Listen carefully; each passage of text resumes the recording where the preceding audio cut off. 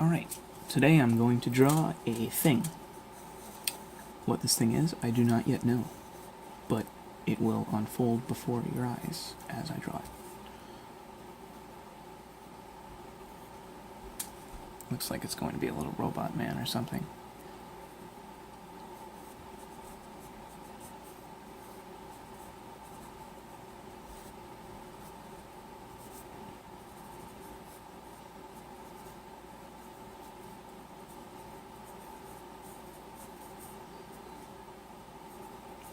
We'll make him a worker, and he's going to be holding a box, a cargo box or something.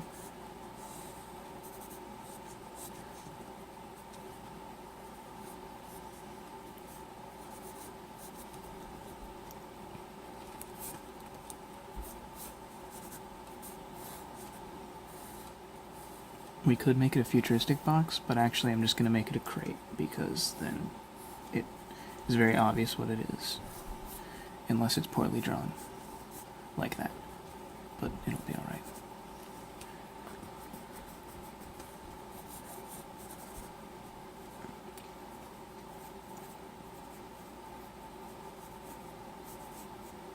Also, if you do not want to draw hands because you feel like you are bad at drawing them, just don't.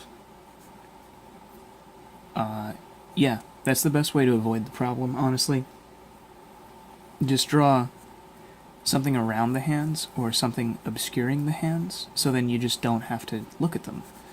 It helps if they're really ugly, or if you're just generally bad. Then you run into the problem of where are the legs.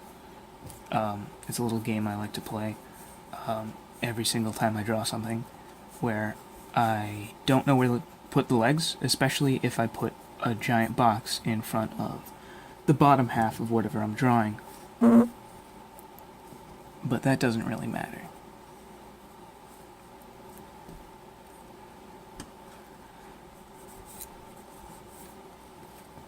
And what I'm drawing doesn't look too big, so I'm going to give him a big backpack.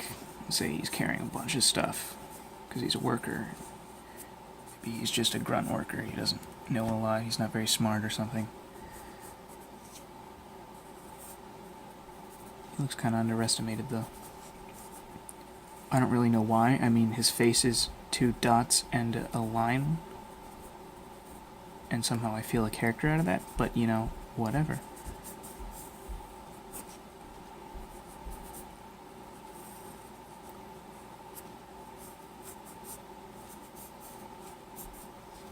I also don't know what it is he's carrying, but it looks like there's a lot of it, which is important.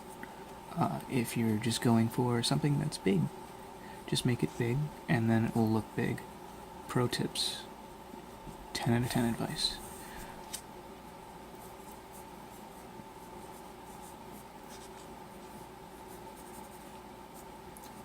Alright, so once you're sick of making more lines and feel like it's not going to get any better, what I like to do is I like to move on to lining.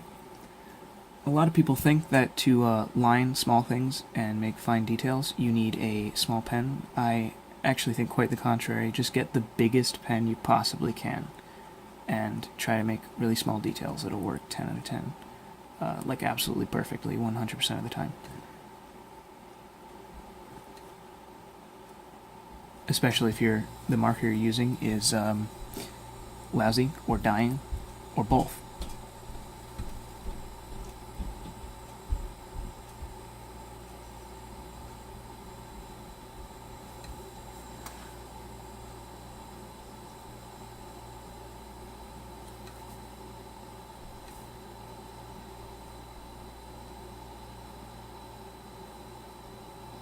I also like to do half of the shading with the pen, just to make it look different. I don't know. Makes it contrast more, I guess.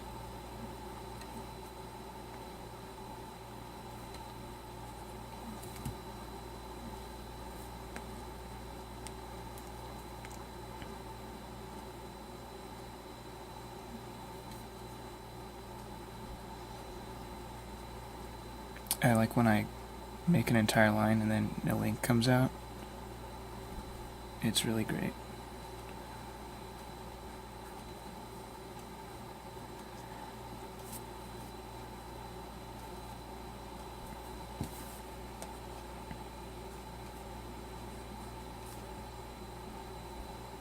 Also, I'm not going to draw the top of his head because the line would be too dark, and I want a lot of light up there, so it's just going to be implied.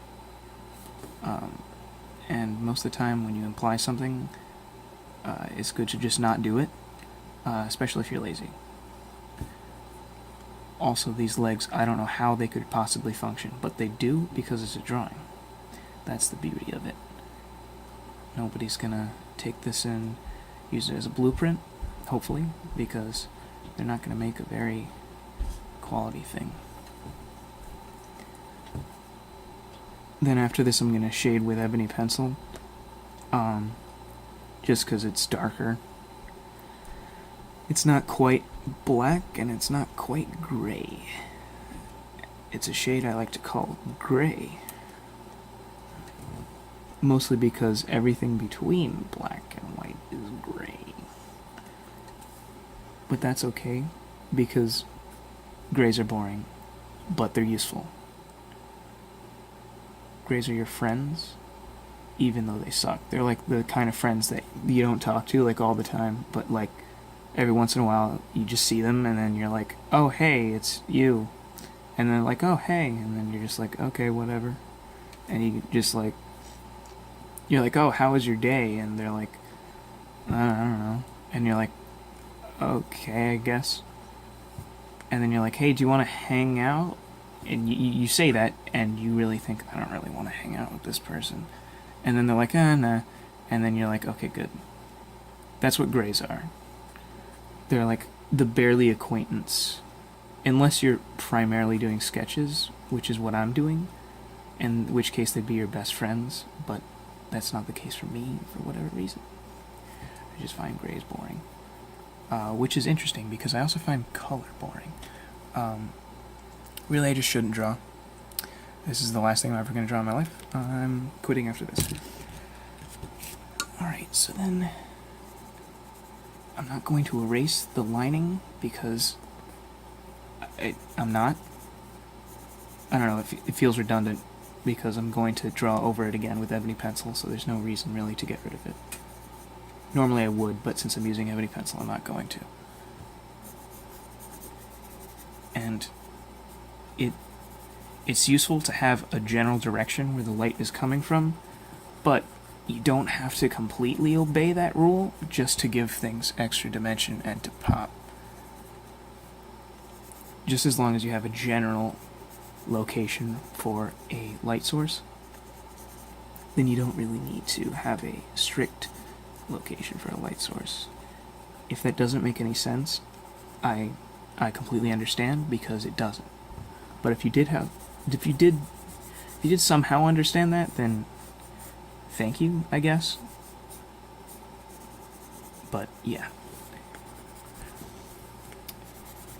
Then we're going to draw a ground, because most of the time when people stand, they're on the ground, or something that's a floor-like object.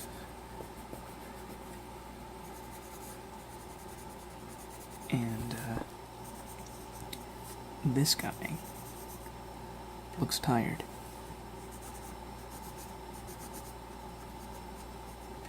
I'm gonna name him Markus, because that's his name. So now I'm gonna go back to lining and just crank out a few more little details. And by little details, I mean like things that are basically unnoticeable, but as a whole, like once it's done, it'll look like it's different, or just enough. It'll feel like just enough work to make it feel like it's different, to justify the work that you put into it. So that's what I'm gonna do. It's probably not necessary, but I'm gonna do it anyway. Like little scratches on the side of the metal to make them look worn and used. A little bit of dirt on the metal to make it look worn and used. And some extra shading on the feet to make it look worn. You get the idea. I also like to screw up the feet at the very last moment of every drawing I've ever done, because feet are annoying, especially because they touch the ground, which doesn't make sense because it's what they're supposed to do, but I'm going to make something very drastic and make a design around his head.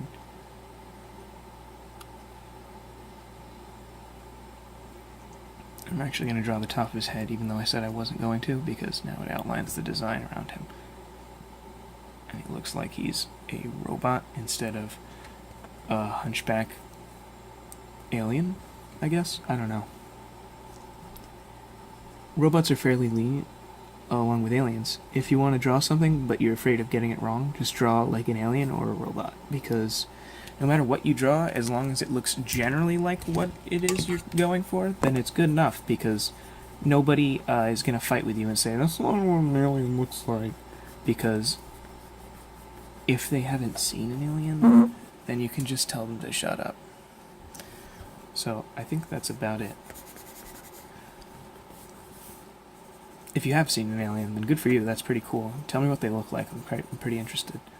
And ask where they're from, that's important. Because the universe is a big place, and you can be from anywhere. If someone says, where are you from? And then you say, America, it's like, not very useful. So yeah, that's our little robot dude. And he needs some smoke coming out of him because he runs on diesel. Not very efficient. So yeah. And that's it.